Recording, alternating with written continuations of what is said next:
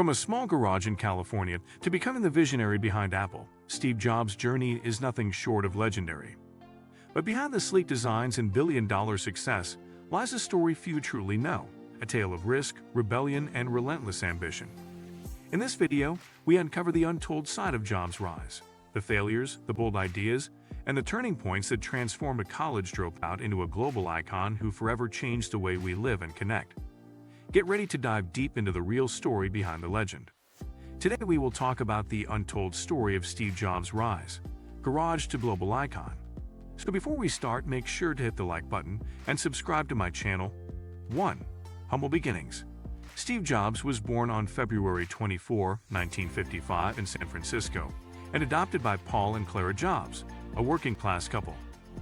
Growing up in Los Altos, California, Jobs showed an early interest in electronics and machines. His father taught him how to work with his hands, fostering a love for precision. Despite being intelligent, Jobs was rebellious and questioned authority from a young age. His early exposure to the Bay Area's growing tech culture would prove pivotal. He met Steve Wozniak at Homestead High School, a partnership that would change tech history. Jobs briefly attended Reed College but dropped out due to financial strain and disinterest. However, he continued to audit classes, particularly in calligraphy, which later influenced Apple's design ethos. His journey into Zen Buddhism, psychedelics, and spiritual exploration gave him a unique worldview, shaping his unorthodox thinking and future business philosophy.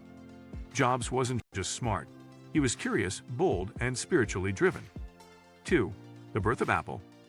In 1976, Steve Jobs, Steve Wozniak, and Ronald Wayne founded Apple Computer in Jobs' garage in Los Altos. The first product, Apple I, was a motherboard kit without a case or power supply. Wozniak built it, but Jobs had the vision to market it. They sold their possessions, Jobs' Volkswagen and Wozniak's calculator, to fund their project. The turning point came when Paul Terrell, owner of Bike Shop, ordered 50 fully assembled units. Jobs hustled to secure parts and production.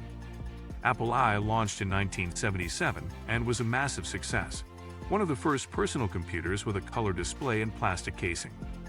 Venture capitalist Mike Markula invested $250,000, helping Apple grow rapidly. Jobs' charisma and design obsession drove the company's image, while Wozniak's engineering genius powered its products. The garage startup became a real company almost overnight. Apple's rise was no accident. It was a bold, calculated leap backed by passion and innovation. 3. A visionary's drive.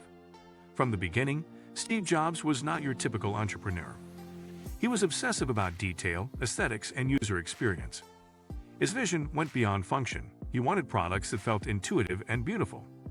Jobs believed in controlling both hardware and software to ensure a seamless experience. He pushed employees hard, often demanding the impossible, but it often led to breakthroughs. Apple's early products like the Lisa and Macintosh reflected this drive, with graphical interfaces and mouse navigation. The Macintosh, launched in 1984 with a now legendary Super Bowl ad, was a design marvel but a commercial disappointment due to high price and limited software. Jobs clashed with then CEO John Sculley, who eventually removed him from the Macintosh team. The board ousted Jobs from Apple in 1985. It was a brutal fall for the company's co-founder. But this setback didn't destroy Jobs, it fueled him. His next chapter would redefine not only him, but the tech world. 4. Next and Pixar era. After leaving Apple, Jobs founded Next Incorporated in 1985, aiming to build a powerful advanced computer for education and business. Next hardware was elegant but expensive, and sales were sluggish. Yet the software Next developed would later become critical. Jobs also bought the graphics group from Lucasfilm, which he renamed Pixar. Initially a tech company, Pixar pivoted to animation and struck a deal with Disney. In 1995, Pixar released Toy Story, the first fully computer-animated feature film. It was a massive success, making Jobs a billionaire. Meanwhile, Next created Next STP, a Unix-based operating system praised for its sophistication. Though Next failed commercially, its software would become the backbone of modern macOS. During this era, Jobs matured, learning valuable business lessons, managing creative teams, and refining his leadership. While out of the spotlight, he was quietly evolving. This chapter proved that even his failures were groundwork for future revolutions. 5. Apple's revival. By 1996, Apple was struggling, hemorrhaging money, lacking innovation, and losing market share. In a surprising move, Apple bought Next for $429 million in 1997, bringing Jobs back.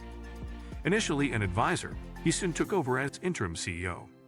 Jobs slashed unproductive projects, streamlined Apple's product line, and re-centered the brand around innovation and design.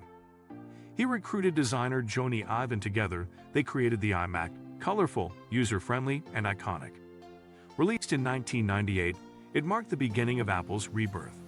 Jobs focused on simplicity and consumer delight. He changed the company's name from Apple Computer to simply Apple, signaling a broader vision. By forging a deal with Microsoft, he secured a much-needed cash infusion and renewed developer support. His charisma returned to center stage at product keynotes, now legendary for their suspense and impact. 6. The iRevolution. Apple's comeback wasn't just about survival, it was about domination. In 2001, Jobs introduced the iPod, a sleek music player that redefined how we listen to music. Then came iTunes, revolutionizing digital distribution. But the real disruption arrived in 2007, the iPhone. Jobs unveiled it with his trademark "one more thing" moment, calling it an iPod, a phone, and an internet communicator. The iPhone wasn't just a gadget, it was a pocket-sized computer with a touchscreen interface, and it changed everything. App development exploded, mobile browsing became mainstream, and entire industries were disrupted. Jobs followed up with the iPad in 2010, creating a new product category. Apple became the world's most valuable company. Every launch was a cultural event. Jobs had mastered the art of anticipation, design, and storytelling. 7. Design, legacy, and philosophy.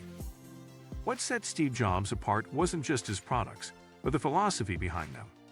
He believed in simplicity, elegance, and perfection. Influenced by Zen Buddhism, he eliminated clutter and focused on what mattered most. Jobs was deeply involved in design, from the shape of devices to the animation of a screen transition. He famously said, "Design is not just what it looks like and feels like. Design is how it works." His demand for excellence made Apple synonymous with quality. But Jobs also created a culture of secrecy, obsession, and intensity within Apple. He inspired fierce loyalty and often fear in his teams. Love him or hate him, he was uncompromising. Beyond tech, Jobs' legacy lies in shaping how we interact with technology. His blend of artistry and science made devices feel human. 8. The final act. In 2004, Steve Jobs was diagnosed with a rare form of pancreatic cancer. He remained private about his health, continuing to lead Apple as long as he could. He underwent surgery, but the disease returned. Despite his illness, Jobs introduced groundbreaking products: MacBook Air, iPad 2, and iCloud, often appearing gaunt but focused. In 2011, he resigned as CEO, naming Tim Cook as his successor. On October 5, 2011, Steve Jobs passed away at age 56.